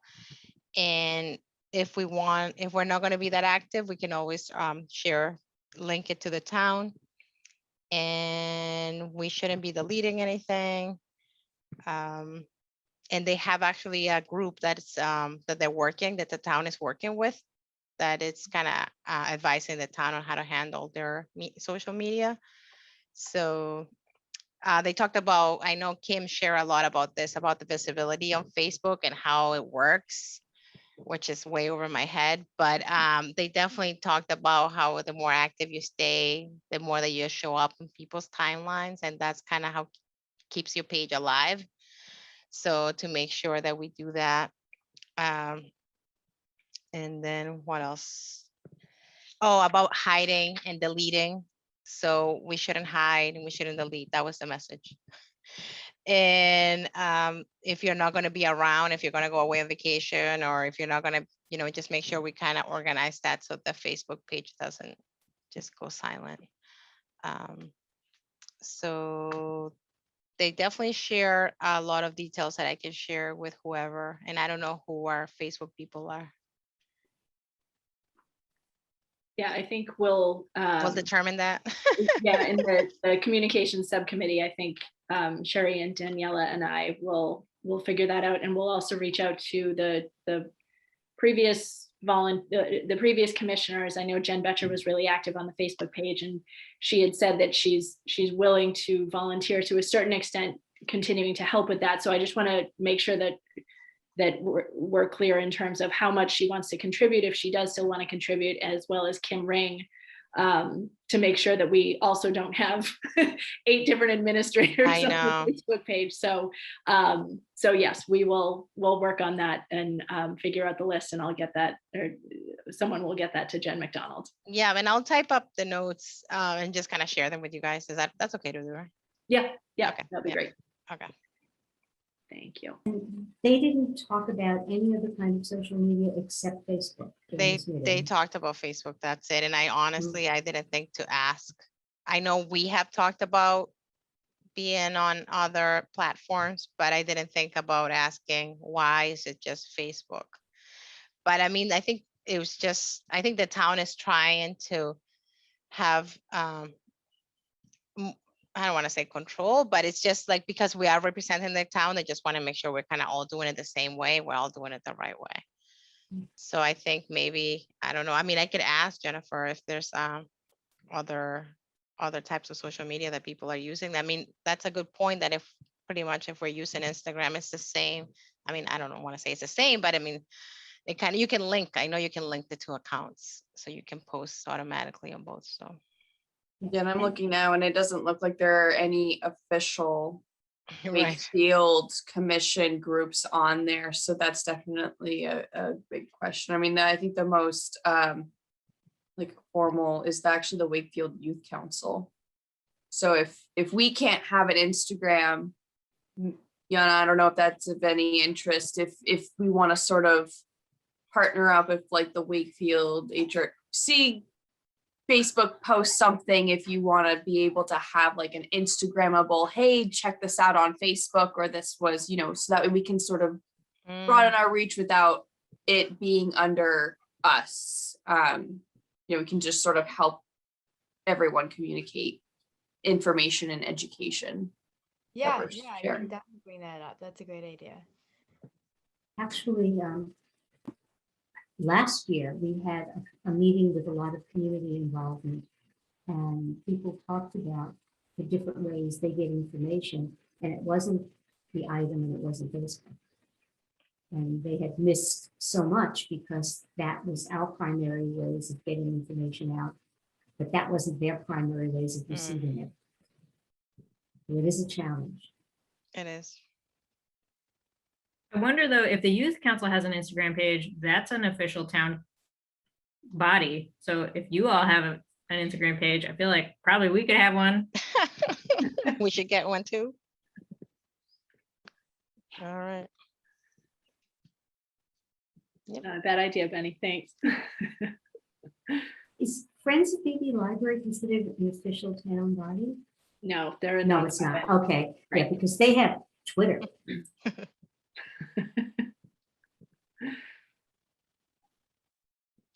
All right, that's all I have. All right, thanks, Teresa. Yeah, no problem. Networking with other HRCs. I'm gonna put a pin in this until next month. My plan was to set up a meeting with Jeremy, and I were gonna set up a meeting with area HRCs and HRC minded town groups, and I just didn't get to it. So to be continued for next month, unless Jeremy, you have anything to say. No, the only thing I would say is the other limbo was I wasn't sure I was going to be on the HRC, right, until the town council meeting. So it was a good month to kind of table it. So we're good. We'll get back on it now. And I know you're working on a doodle for all of them to fill out, so we can get everybody on the same page from the different HRCs. So that's good. Yeah. Great, and I'll make sure that you're on that as well. Yeah, thanks. For the farmers market, so like I said, June, I'm pretty sure it's June 19th is the first Saturday. Is it June? Yes, so it is June 19th is the first farmers market of the season, and they invited us. They always have a nonprofit table, or they pre-COVID they had a nonprofit table, a different nonprofit each week, and they invited us to be there for the first one, which is really exciting. So what will happen, we don't need to pick tonight. I just wanted everyone to at least have it on their calendar. The farmers market, I believe, goes from 9 to 1. And what we've done in the past is everyone who's able to signs up for a shift. If you want to be there from 9 to 1, great. If you can only do an hour, that's fine too. And then there's kind of setting up and breaking down. I also have to track down where all of our HRC stuff is. I think it's scattered at different current and former members' houses. So we need to get it all in one place. I know that we have a tablecloth, or we did in the past. We have flyers. We have some pride flags that we probably need to order more of. I'll have the Pride subcommittee make a note of that if we want to hand those out. We had Pride flags, buttons, and stickers, and just general information about kind of the work that we do. So, and we can also sell the "Hate Has No Home Here" signs. So that's something that either myself or whoever is the next chair can send an email out to just get a sense of who can sign up for what shifts. And since it's a scheduling thing and not like, we're not like deciding on policy stuff or anything like that, you can reply to all and just say, yep, I can. So everyone knows who's going to be there at what time. So I think, does anyone have any questions about the farmers market? Okay. All right. All right. And then moving on for comments in terms of the finance report, one thing I wanted to tell everyone, which was really exciting, we received another unsolicited donation of $250 from a member of the community who would like to remain anonymous, but yeah, just wanted to commend us for the work that we do. And so I have passed that donation along to the town accountant, which will hopefully be approved by town. Anytime a donation comes in that they want to be directed to any board, it needs to go in front of the town council, who needs to approve it, and then they put it into our account. So that was a nice unexpected surprise. And then in terms of our finances, our fiscal year ends at the end of June. We have spent down all of the money in our line item budget, plus another $46, a little overspent from our line item budget, but they're just taking it from our revolving account. We currently have about $1,300 in our revolving account. 500 will be reimbursed to myself for the "Hate Has No Home Here" signs, though we'll steadily get that back as we sell each sign. And there were a few other expenses. Oh, the $250 for the Juneteenth, $75 that we had allocated to Sherry that we can reimburse her for the map. It will now be $200 for the tab training, since we're only having one. And then there was $26 for the pride flag. So we're still definitely okay in terms of our finances, but I just wanted to update people and let them know where things stood with that. And then for I meant to take this off, the central, so I updated you all last month. It's still kind of a work in progress in terms of recording, or I guess to fill in the new members, the central electronic storage. So because we're a board that is now 5.5 years old, we've had a number of events in the past, we wanted to have one central place that members could go to see, okay, so what did the programs look like for the Martin Luther King Day event for the past 5 years, or any of the other events? What are the documents that we've had? So we wanted a central place where people could access those and see what we've done. And we have something set up. Nothing's been loaded into it yet. It's similar to it's SharePoint, it's similar to Google Docs, but yeah, it's a SharePoint application through the town that they have set up for us. So as we continue to load more stuff onto it, we'll certainly keep you updated. Let me see. I think the only other, well, two other, I wanted to, one question that I have, Yana, are you staying on as the Youth Council liaison for next year, or is that still to be determined? I'm hoping so. I think I am. I don't know if since I'm the only one, some like committees do have like 2 or 3, so I don't know if like other members would like to join me, but as of right now, yeah, I think I'm going to continue to be the liaison. Wonderful. So yeah, we would love to have you again back next year, and any other members from the Youth Council that want to join you. I wanted to extend my, even though she's not here, my congratulations and my thanks to Faith. She is graduating next month. So a huge round of applause to her, and tremendous thanks for everything she did for the commission, and just wish her huge amounts of good luck for next year. Maureen, I know that you are likely stepping down as, or stepping aside, not stepping down, as the town council liaison. It's still to be determined who the next person will be. Is that correct? Okay. Yeah, when we have a new chair, liaison appointments are decided by the new chair, and we haven't had that reorg meeting yet. So, okay. All right. Well, thank you for all of your comments and your presence at these meetings. It's been very, very valuable, and we've really appreciated it. So, thank you for that. And then, so I think moving on to officer nominations and elections. So this is kind of the next, oh, sorry, Nicole, go ahead. I'm sorry, Maria. What about, is the school committee is still going to, will they still nominate a student? I didn't catch the end of the school committee meeting yet, so I wanted to see where that stood. Yeah. So in terms of the student appointment, that I believe is still going to come from the superintendent's office, with kind of working in tandem with the high school principal, Amy McLeod. They will still work on the student appointment. And in terms of finalizing the document that lays out the nomination, as far as I know, town council is still kind of making some edits to it. So it's not complete, it's not 100% final on that just yet, but the way at least it looked at the town council meeting, and I know there have been conversations between the chairs of town council and school committee. I do think that the appointments will come from town council just for the ease of that process, but we are very much committed to keeping the schools involved. That's why I'm really excited that Stephen is joining us.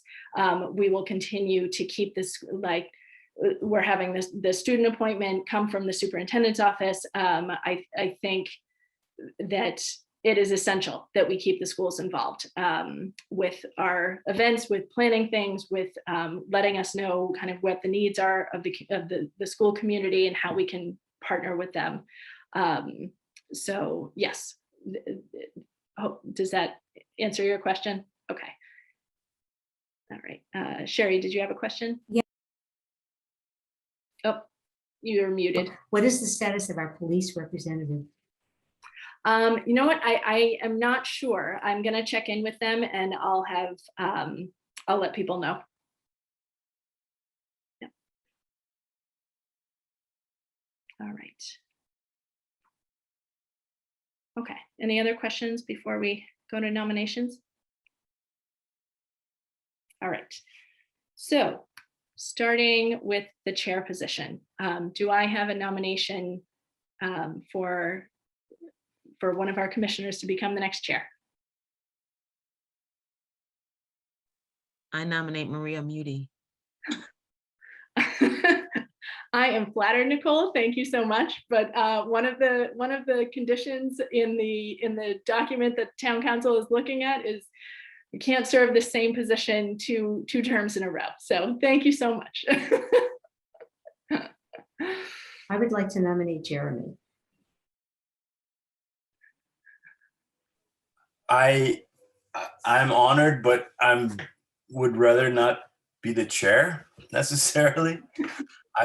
I might be co-chair, but chair is might be out of my realm. So I don't know. I'm flattered, but given my very limited experience, I'm not sure I'm ready for that yet. But is there another person that would want to be chair to work with me? So I'm not nominating myself. I'm not. And Jeremy, your service thus far has been outstanding, but I also understand, not having served a full year, why you'd be a little apprehensive about that. So I would like to nominate Benny. And if people if people want to nominate Jeremy for vice chair, or, I don't want to dictate any of this, but yeah. I second that nomination. Yep, I was gonna say, can I definitely. second Benny's, because she was Yeah. on my list for chair, but I didn't want to be the one to say it, so I'm happy somebody else did. Okay. All right. Do I have any other nominations? And we have a second for Benny. That's good. All right. So we will And take a did vote. we have a second for, oh wait, are we just doing chair first? We'll do chair first, and then we'll go to vice chair. Yeah. All right. All in favor of Benny chair? Myself, yes. Jeremy? Absolutely. Lindsay? Yes. Do I not like leave the room for this? Is that a thing? Nope, sorry. Get to vote, Benny. What if someone wanted to vote against me? That could be awkward. You didn't accept the nomination, Maria, but Oh, well, sorry. your Benny, silence was accepted. I didn't give her a chance on purpose. That's so funny. Just don't let her run away. Yes, I accept. Okay. Daniela? Definitely. Eileen? Yes. Elizabeth? Yes. Nicole? Of course, yes. Sherry? Yes, with pleasure. Teresa? Yes, definitely. And do I ask Benny for her vote? Yes, Benny. That's so strange. Sure. Yeah. Okay. Yay! Congratulations. Congratulations. Thanks, Oh. everybody. It warms my heart that you all were like enthusiastic about that. All right, and now nominations for vice chair. Could I try again? Jeremy? Do I have a second for Jeremy? I'll second. Okay. Jeremy, do you accept the nomination? Yeah, sure. Yay. Great. Okay. All right. Voting for Jeremy Little for vice chair. Myself, yes. Jeremy. Yes. Okay. Lindsay. Yes. Daniela. Yes. Benny. Definitely. Eileen. Yes. Elizabeth. Yes. Nicole. Yes. Sherry. Yes. And Teresa. Yes. Great. We have a unanimous vote for Jeremy. Congratulations. Congratulations. And finally, for secretary treasurer. So I know last year it was just secretary. Now that we have the revolving account, it's secretary and treasurer. But it's not overwhelming, I promise. So do we have, and as secretary, you're expected to take the notes at each month's meetings. But that's also, Benny can talk you through that as the former secretary. So yeah, do we have nominations for secretary treasurer? I nominate Sherry. Oh, did I speak over you, Nicole? Who are you going to No, nominate? that's okay. I was either gonna say her or Teresa. I nominate either one of them. Ooh, a contested election. I would be happy to take the notes and watch the money.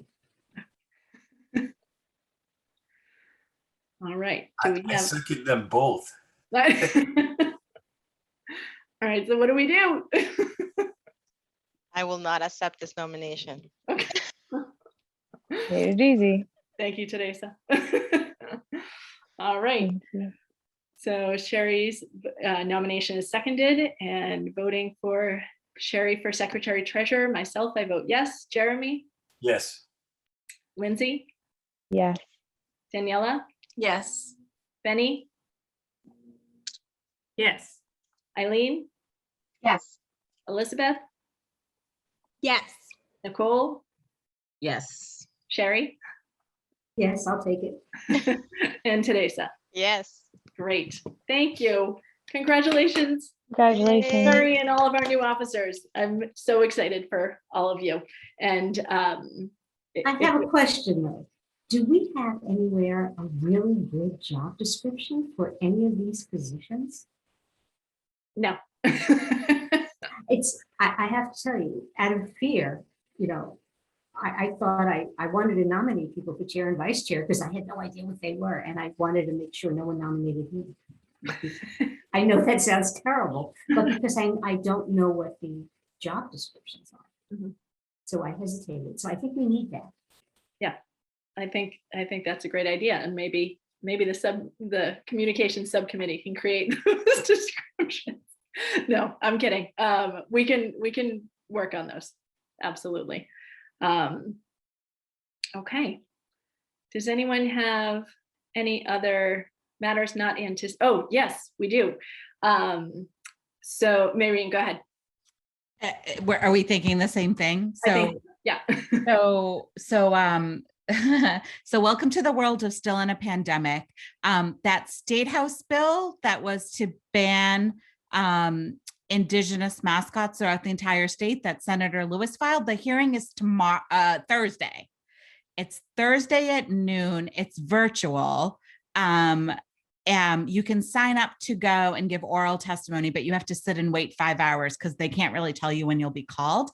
But everyone can submit written testimony, and I sent Maria how you can do that. Should I just send it to the group, Maria? Should I just? Yeah, if you want to send it to the group, anyone can submit individual testimony, and then I think we should submit our written testimony that we did for the community forum. Is everyone? I was thinking the same thing. We already have a really strong, well-worded statement. I think we should submit that. Yeah, and Benny, as the new chair, do you want to submit that, or do you want me to do it? I can do it. Do I have it? I must have it because we wrote it together. Yeah, if you Or maybe don't, I just- think I still have it. I think I have it. And you, Marion, you said you sent instructions on how to submit testimony. I will forward them to you. So it's just an email that goes to Jason Lewis and goes to the House Chair Alice Peisch, and you just put subject matter like written testimony. It's fairly simple, and then you just attach the document. I think it's great. I think it's great since you guys already voted to speak on it to now have the statewide bill. So little last minute, but welcome to the world of pandemic. Right. So Is there a deadline for submitting it? there, it's a good question. There really isn't. I'm telling people, so there's a bunch of bills on that day, and I have 2 other bills that same day at that same hearing. I'm telling people by the end of the month, because you want it before they report out the bill. I just don't think they're going to report out the bill quickly. The topic area that they've picked for Thursday are all bills. It's a miscellaneous previous bills. And so it's all bills that actually kind of moved last year, but didn't get all the way to the governor. So they're kind of doing them all together so they can just move them quickly because they already moved last session. But I don't think they're going to do it before June 1st. So I think that gives you like 2 weeks to get it in. It does not need to be by Thursday. So. All right. Elizabeth, do you have a question? I was going to offer an addition. This isn't a thing that we can do personally, but might be a thing that individuals could do. One of the other bills coming up at that particular hearing is the Healthy Youth Act, and that one will mandate accurate comprehensive sexuality education in Massachusetts public schools. So if that is a thing that you want to put your personal weight behind, I encourage that. I will be there. They've been struggling to find clergy to testify in favor of that. So I look forward to being at that for that reason. Great, thank you. All right. Other matters not anticipated. Go ahead, Benny. I should have brought this up when we were talking about AAPI month, and I forgot to bring it up last month, and I almost forgot to bring it up this month, which is, so we have an Arts Council grant from last fiscal year that rolled over to this fiscal year. So last fiscal year, we got a grant from the Arts Council. I can't even remember how much money it is. It might be like $500 or something. maybe it's more, I don't remember, to bring like a musical group or some kind of performance for Pride Month. We didn't have a Pride Month event last year, so they gave us permission to roll it over to this year. And I have a couple of questions. One is, or I guess I'm not quite sure what to do about this. The idea I had was, if we don't end up using it for Pride Month, then the fiscal year is over and we will have just like not used it at all. We called upon a number of performers in our local community for AAPI month and didn't offer them any money, but I think it would be great if we could offer them some money. And so I'm not sure what is the best thing. Like, either Pride Month, I think you should plan to use it, or we could split it, or AAPI, like the planning group for AAPI Heritage Month could use it, or something. Something should be done with that money. That's my point. And you use some of that money for the Juneteenth celebration? I don't think, because I don't think that we should use it for that, because it's not, the Juneteenth ceremony is not entirely an artistic parts of it. Obviously the vocalists and some of the speakers, but the entirety is not an artistic event. So I would feel more comfortable either putting it entirely towards Pride or splitting it between AAPI and Pride, especially since we also have the funds to cover the Juneteenth ceremony. That was actually going to be my question, was can it be split between AAPI and Pride Month? And then Benny, can you remind us again, how much was it? It would help if I knew how much it was. I want to say, so we got a similar grant the previous year and we had a jazz band at the Pride event, and I think we paid them $500, but maybe it was more. I think it was $500 or $600. $5 or $6, yeah, maybe.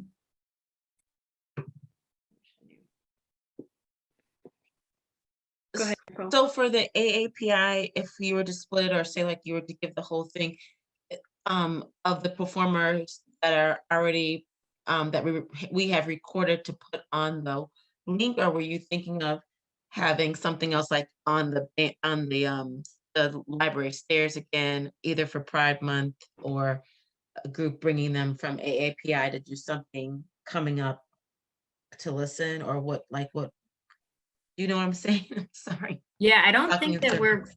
we're not going to plan any additional events for AAPI. So if we used it, I think it would be like offering a donation to the various artists who contributed. And I don't think we have to do that, but I think we have to do, so either like Pride, make a $600 plan and it will be like so freaking cool, or we can split it or something.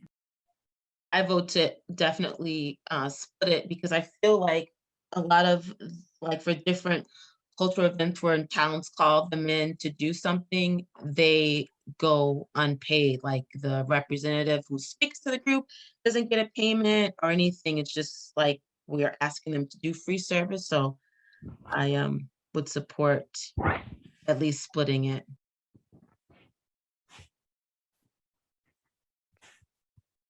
You might also, Benny, just want to check in with the Cultural Council, because I got a grant a couple of years ago and pre-COVID, but they extended it till October. So I had a little longer to use the money, which I still didn't get around to doing what I had envisioned, but it was nice that I had a couple extra months. So you might just want to ask if there's a little leeway too.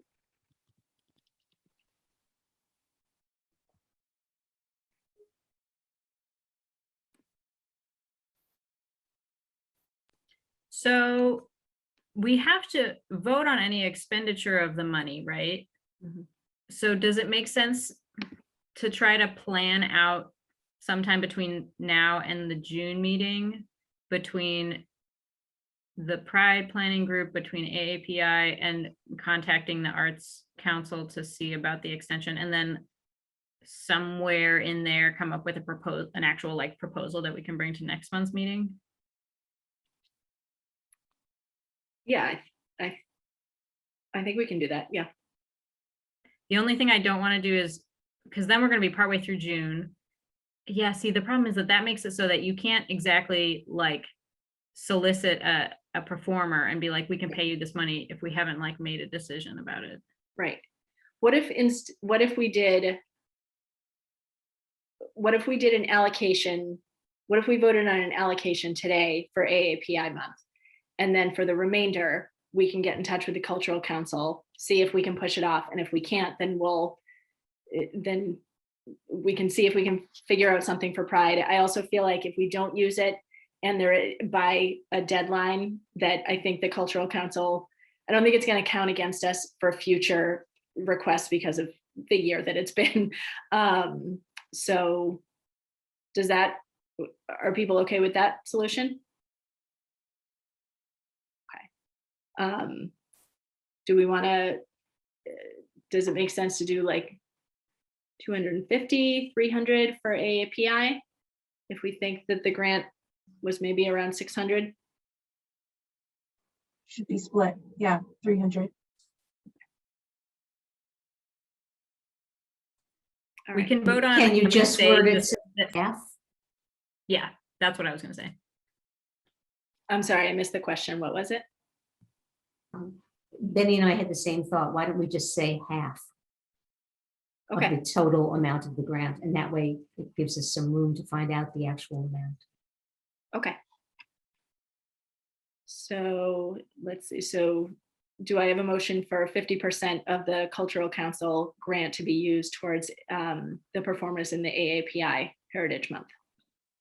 Make a move to motion. All right. And a second? I'll second that. Okay. Myself, I vote yes. Jeremy? Yes. Lindsay? Yes. Daniela? Yes. Benny? Yes. Eileen? Yes. Elizabeth? Yes. Nicole? Yes. Sherry? Yes. And Teresa? Yes. All right. Fantastic. Thank you, Benny. All right. Do you want to review the action list? Yes, I do. Okay, I have.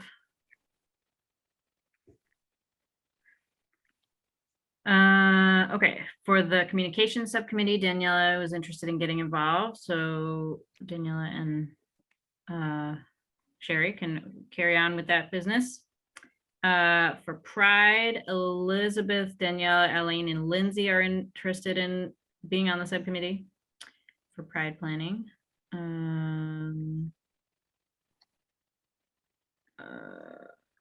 Sherry is going to write something for publicity for the Juneteenth event, and Nicole will send her some info from the North Shore Juneteenth Association to help with writing that. Jeremy and Maria are going to work on the Donland documentary screening situation. Let's see. Eileen is going to be the point person for this like book project that Jackie and Molly were telling us about.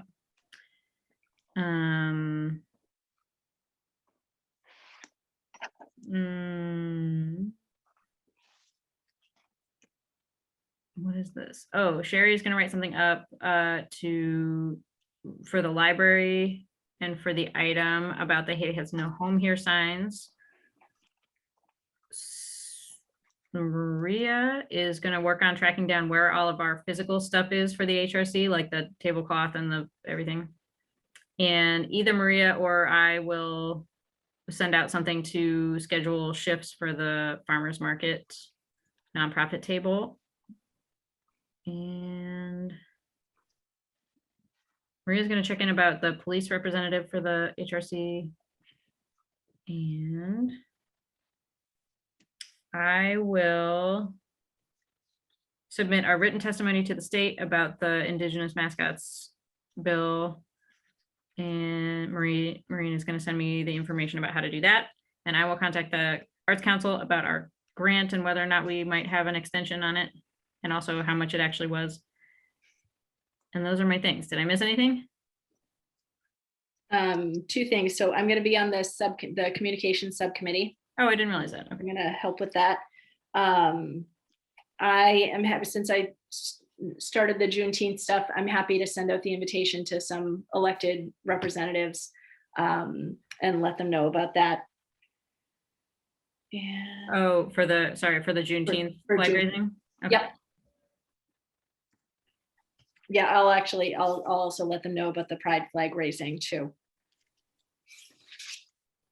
When might we know if the Juneteenth will be a public event that any of us can attend? I can check, I'll check with Steve Mayo and see what the current guidelines are. And if, I'll let you know what the current guidelines are, and if they change, I'll let you know.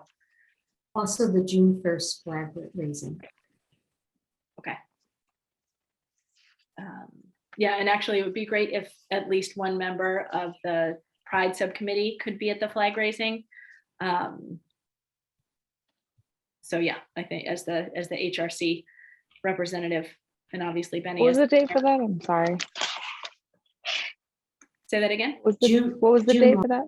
June 1st at 6, right? Yep. Oh, I could do that. Where's that located? It's right in front of the flagpole in front of the Civic Center on Main Street. Oh, okay. Yeah.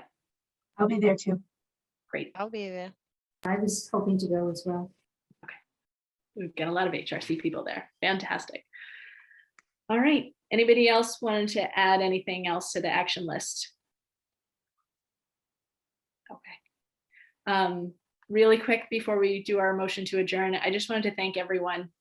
This has been an incredibly difficult and an incredibly rewarding year for me as the chair. There's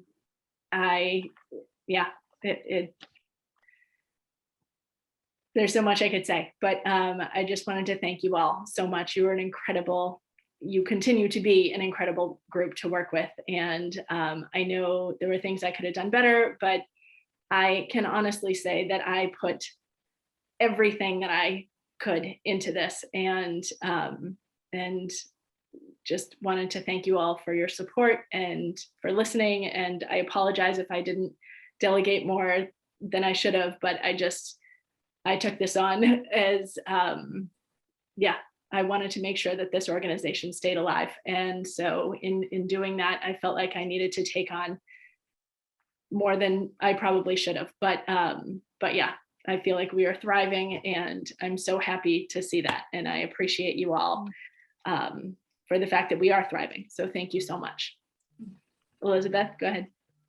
Thank you for chairing us through the majority of a pandemic, because I think I would have had less energy to put, and I've done very little, but like even less energy to put into showing up to meetings if it had not been for your leadership. So I appreciate that you have put in everything that you put in.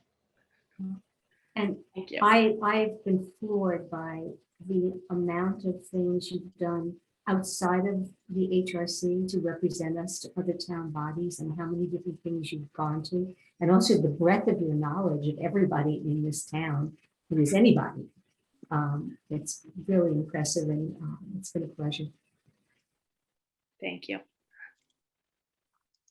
Thanks, everyone. So yeah, and I'm not going anywhere. I still have another year. So you're not rid of me yet. But yeah, thank you very much from the bottom of my heart. You need to be ready to work harder, Maria. Don't What? keep getting out of it. You're going to work even harder this next year.